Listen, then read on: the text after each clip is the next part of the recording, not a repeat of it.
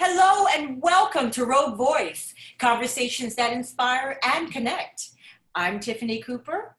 And I'm Jessica Gomez. Tiffany, in light of all the recent events surrounding the death of George Floyd, the protests that are going on, I mean, that incident in Central Park between the dog walker and the bird watcher, do you think that we are finally going to be able to make some headway when it comes to, talking about racism and equity and inclusion in our communities? I hope so. I feel like we're moving in the right direction. There still needs to be not just conversations, but I think actionable things that we need to do. We have to go beyond just the conversations and talking about it. There's a lot more headway, I believe, that's happening. This has been happening forever. I think people are just waking up because now they can see the realities with their own eyes.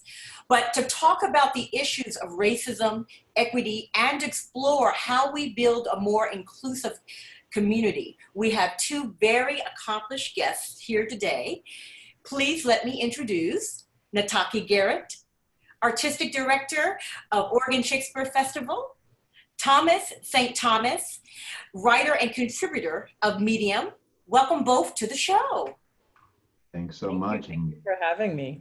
Yeah, thank you so much for both of you being here. I mean, this is such an important topic, and I think Tiffany's right. I mean, we really need to start taking some actionable measures towards moving forward. And I think, especially here at home in our communities, I mean, I've got kids that, are going to be growing up here, and I really want them to grow up in a community that's more inclusive and that is kind of moving forward. Nataki, I want to start with you. You are such an incredible leader in our community. What does building a more inclusive community mean to you? I think it's really about making sure that everybody has the space and the freedom to the liberation really to live in their full dynamic complexity. So no matter how you show up, you should be able to move freely throughout the world. I feel like the work that I do, the art that I create, the art that I promote at OSF is really about creating spaces where people can understand why it's so important to make sure that everybody has an opportunity to live in their full dynamic complexity. And I think the other thing is I don't think people really understand the impact of racism or bias. I don't think people really understand what it does and how violent it really is and what it does to the psyche and emotions. And so I think creating an inclusive society is about creating a space in which people can move freely without having to worry about that kind of verbal violence. Racism isn't always physical. Sometimes it's simply verbal. Mm-hmm. Yeah, I agree. And I feel like, sometimes racism can operate in the sublime. So it can sneak up on you. I grew up in the South, and so I could see it right then and there. But then as I moved, further north, sometimes it wasn't always up in your face. It was, it was hidden. It was always there. And I find that sometimes when it's not sometimes in your face can be just as horrible to experience and to recognize, and then also to combat that. So I want to ask you, Thomas. In your work, you seem to be warning readers about the perils of the cancel culture. Can you talk a little bit about why you think it might be harmful? Definitely, and I think the cancel culture is really just a symptom of a lot of other things that are going on underneath the surface. And specifically what bothers me about cancel culture is that there's this sense that there's no such thing as forgiveness. And I think that's something that underlies our traditional culture that is missing from the idea that anybody today or yesterday in the future can essentially be canceled and taken out if they say something or do something incorrect. And that just doesn't resonate with me. I know that I've done things in the past and I've said things in the past that were harmful to people within my own family.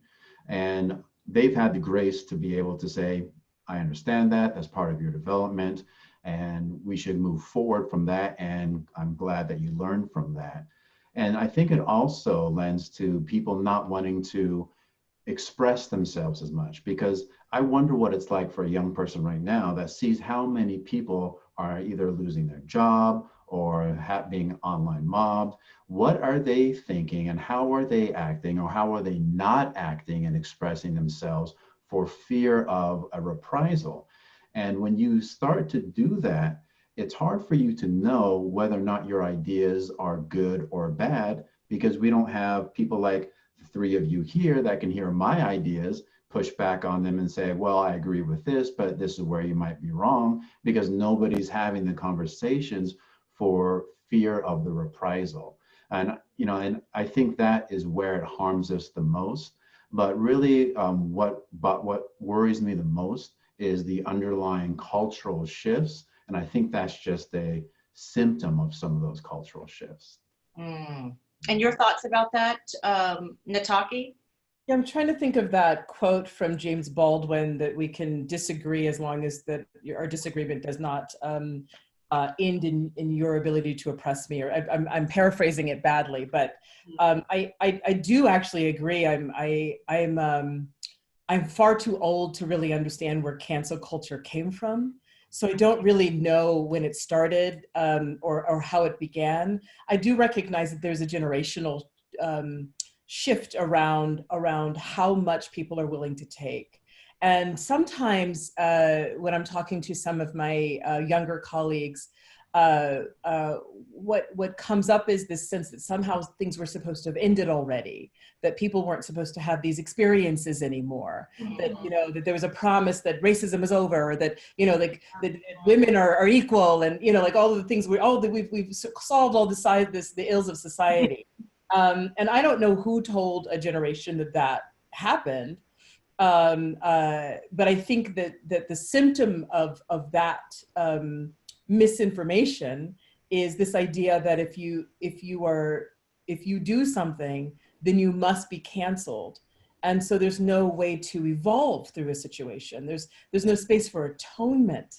And so, but there are moments where, like there are people who I understand, I recognize, if you are in the process of oppressing me, I recognize why you might be canceled. I may not cancel you because I don't know if I held you at all in the first place, but I recognize why that might cause somebody to cancel somebody else. I think I'm too old to understand what canceling means. I still exist when you cancel me, so. I love that perspective, because I think it's, and also you, Thomas, we're talking about that earlier, that you have to leave room for people to learn and grow. It's a really important part. And if we create an environment where people are afraid to even say simple things, they're like, I'm not sure if this is right, but then they don't say anything at all, right? Because they're afraid that they may make a mistake. And I think that is where you start to sort of create a situation where people really are not talking to each other. They're not getting to know each other. They're afraid to reach out and make that connection to someone who looks differently than they do, or maybe speaks another language, or comes from a different culture. And I think, that's where we have to work on that balance is, how do we move forward? How do we recognize that some of this behavior is absolutely sort of not okay, but coming from a place of trying to educate and really trying to help people figure out what does this really look like in the future. Absolutely. Nataki, you do a lot of work in equity, diversity, and inclusion, I would think, as part of your job. And I read an article recently in the American Theatre Organization, and it was talking about this concept that it might be actually obsolete, and that we maybe should embrace what's called anti-racist practice, which is kind of more focused on results. What are your thoughts on that? It's kind of a new concept for me, and I was reading through that and I thought, this is interesting.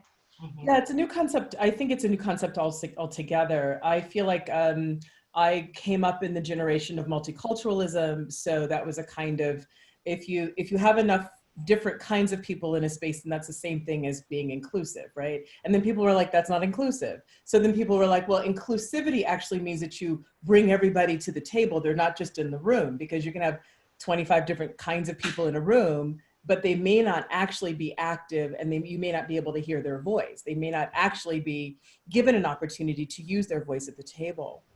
And so I think that's what these last maybe 15 years has been about. How do you include? How do you create a space where everybody can come to the table?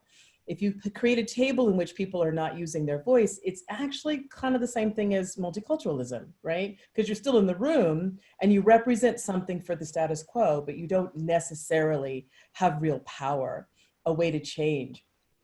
I think anti-racist allows for an opportunity to acknowledge that there are systems in place that create a scaffolding around the dominance of one part of the culture over another, right?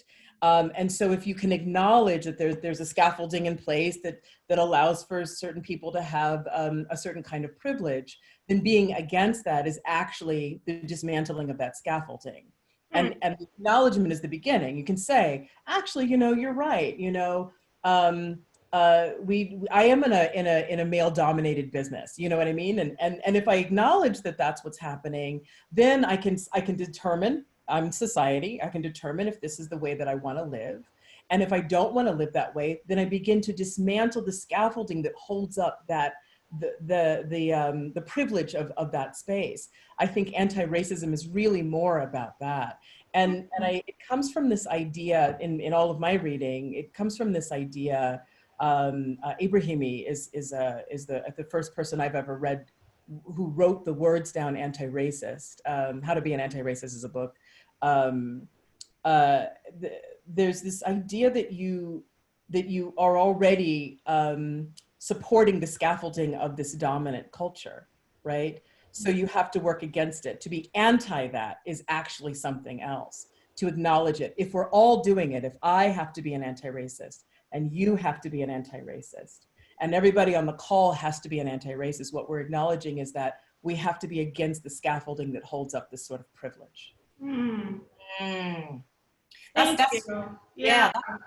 Thanks for breaking that down, especially for not just me and our viewers, but you're absolutely right, because I think there's these terms that we're using but we don't really have the meaning behind them, right? Mm-hmm.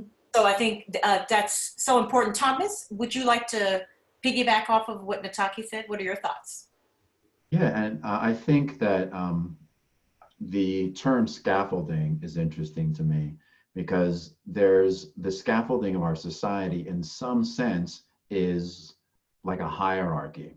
And it's important to understand that hierarchies by their very nature dispossess people.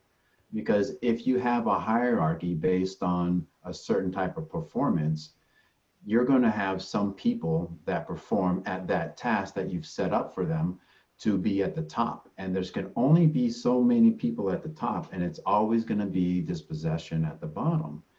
But at the same time, if we set up that scaffolding correctly to where what we're aiming at the top is of value to people, then we have to recognize that it's not necessarily that we need to destroy that scaffolding or destroy the hierarchy, but recognize what parts of that hierarchy. And in our society, luckily enough, we have multiple hierarchies where multiple people with multiple different skills and talents are able to rise up different hierarchies. So we have to recognize what those hierarchies are, what parts of those hierarchies are valuable, and then understand that people at the bottom of those hierarchies need to be attended to as well.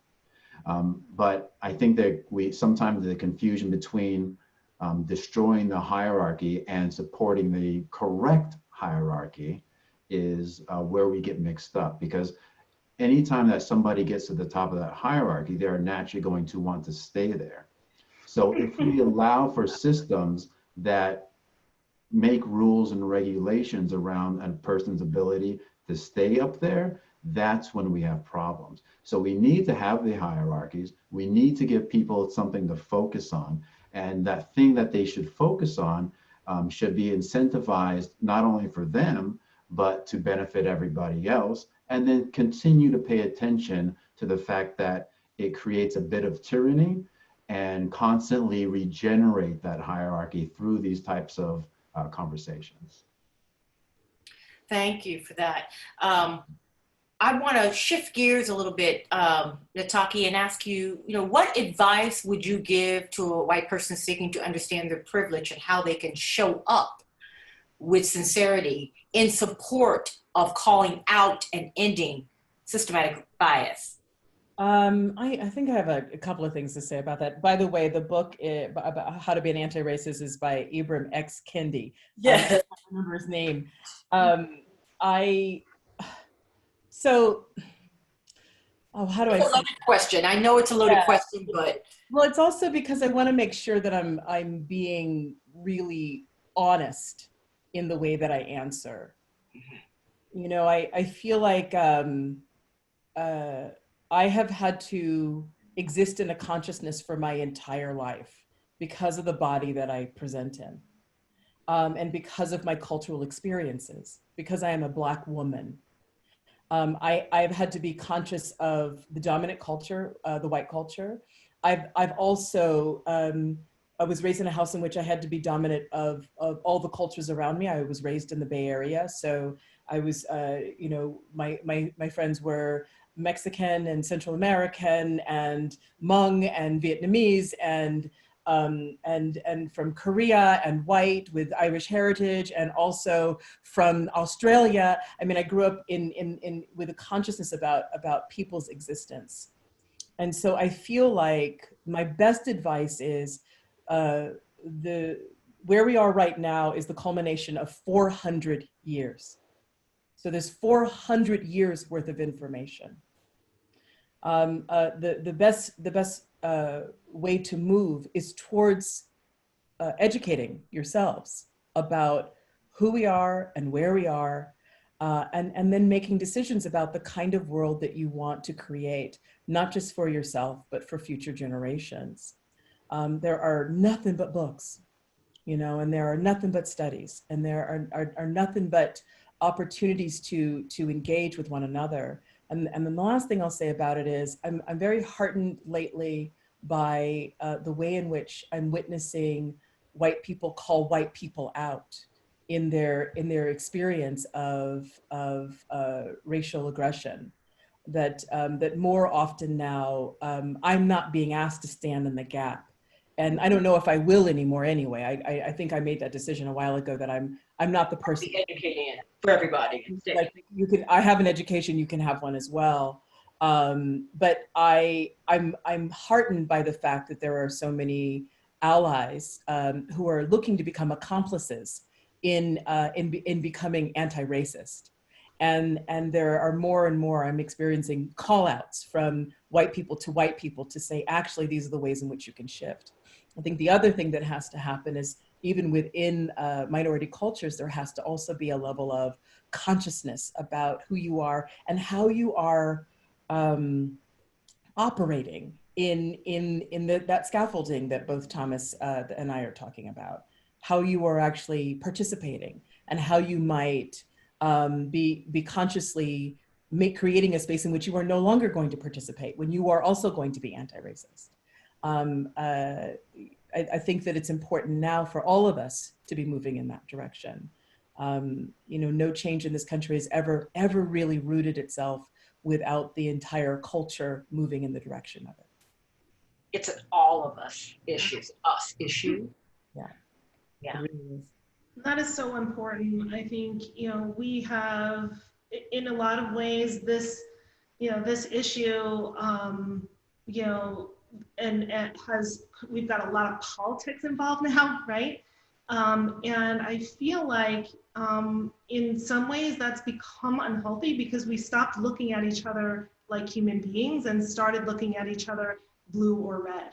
And it's a really challenging time to be in, and we've in many ways have lost sort of a nuance and the ability to really cross over, all of those boundaries to build a better community, build a better society where we're kind of moving past some of these issues as much as possible, and that we are being more inclusive.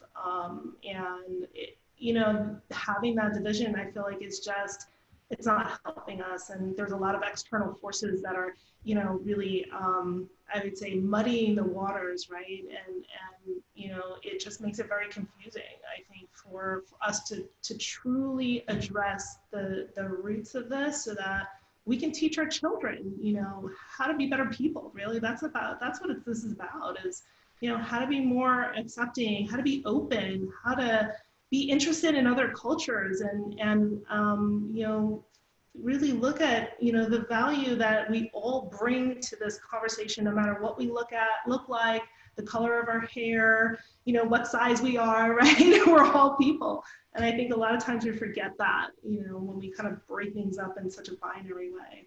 Well, and I think now we have to, if you don't mind. I feel like, this is about life or death. People are dying, and they're dying because of racism. Yeah. And I think we have to actually make a decision as a society that we do not want to live in that kind of a world anymore. We've lived in the world. There's a road down the street from here that memorializes Native Americans who have died, not in the positive way, right? That street sticks out like a sore thumb in this town. And in this area, where we don't acknowledge that we're standing on Native land, Tacoma and Shasta people, that we're not conscious of the way in which we affect each other. I think it's also about making sure that we're making those decisions for ourselves about how we are prepared to engage. If we're not prepared to engage, and it doesn't mean that everybody has to be open, but you have to make a decision about how you're going to engage. Absolutely. And then move in that direction. Absolutely. So we have an audience question, and I'm going to give this to you, Thomas. The question is, I think these discussions are very valuable. As a society, how do we move from talking about these issues to taking actions to make change happen now? That's a great question. And we did speak a little bit about this prior. And I think that's one of the hardest things to answer, because in my opinion, the best way to do that is through these conversations and through these interactions on a one-to-one basis, whether it's within your home or within your workspace. And maybe some of the stuff that we're doing right here will give people some of the ideas and manners in which they can do the same out there. One of the things that I did is I've joined Facebook groups where we specifically talk about some of these things, and they're guided in a way by some professionals that were able to check you and say, hey, you know what? This is the manner in which you approach these types of issues, ask these questions, reflect, things like that. And I think that's really helpful to practice. But in reality, what you have to do is make sure you utilize those things in your own life. Mm-hmm. Absolutely. I think that is great. I didn't realize that that there was groups like that on Facebook. That's a great resource, I think, to sort of help people create a space where people can really sort of learn and learn how to approach this type of sort of subject, because it's not easy. It's not easy to talk about. Certainly not easy to talk about some of our own experiences. When we face discrimination in one form or another. I remember, I dated a gentleman when I was in college, and his dad, they were Irish family, right? In New York, East Coast. And his dad used to call me Taco Bell. He thought I was Mexican, which I'm not, but it doesn't matter, right? And I didn't really internalize I didn't really feel the impact of that until much later. Thinking about it, it's like almost like that long delay, and then you kind of wake up and go, wow, I don't feel good about that at all. And I think, even if his intent wasn't, I think it's just part of that was an education thing in some ways. So I take intent very seriously, but it's still something that, a lot of people of color, people of different backgrounds have to live with every day. And I think creating an understanding around that is really important. What would you say? So I want to ask either of you, we can start with you, Nataki. Because I'm finding this is an issue. I have friends that don't want to have, I have friends who want to have the conversation, I have friends who don't want to have the conversation. Mm-hmm. But I feel that if I'm in a relationship, I have to be sincere and authentic. We have to talk about the elephant in the room in order to have a true relationship. But people who don't want to, can you speak to people who don't feel that it's needed? The conversation, we're fine. We don't need to have a conversation. Let's not have a conversation. Actually, I don't know if I create a space in which there's a choice. If you're going to be in my personal life, you have to be willing to have that conversation. Absolutely. In my professional life, though, I think it's a little different. Recently, the board of directors at OSF determined that this was going to be a social justice, anti-racist organization. That OSF was the board of directors did that. They made this determination, and there were some people on the board of directors who said yes because they felt like they had to, but didn't really understand and didn't really know what they were signing on to. And I think the questions that started to arise around that were about whether or not they were going to be placed in an aggressive space where people were going to come after them because they had aligned themselves in a certain way. And the only thing I could answer was, actually, this is a good opportunity for you to talk to those people who find the determination that you would align yourself with an organization that has these values, that would allow them to become aggressive against you. This is a time for you now to talk to those people in your life for whom that would be an issue, and so much so that they would aggress against you. This is a time for people to communicate, as Jessica keeps saying. This is a time for people to understand. And going back to my point at the very beginning of our conversation, I need to live in a space in which everybody can live in their full dynamic complexity. I accept you for where you are. I don't necessarily have to be with you while you are that. If you have not evolved, that is on you. As long as your lack of evolution is not a form of oppression against me. And, exactly. And I hope. 100%. Yeah. Also, if you've evolved, I roll with you. I will move. Yeah. Yeah. It's a richer Bring dynamic. back into the fold. Yeah, exactly. And Thomas, don't cancel because I don't understand what that means. yeah, I saw that on Facebook. I'm the generation too that grew up with it, but I've been seeing it often on Facebook, people doing that, and I'm glad that you kind of broke that down, because I thought that that's not the answer. That's not the answer either. Yeah. Yeah.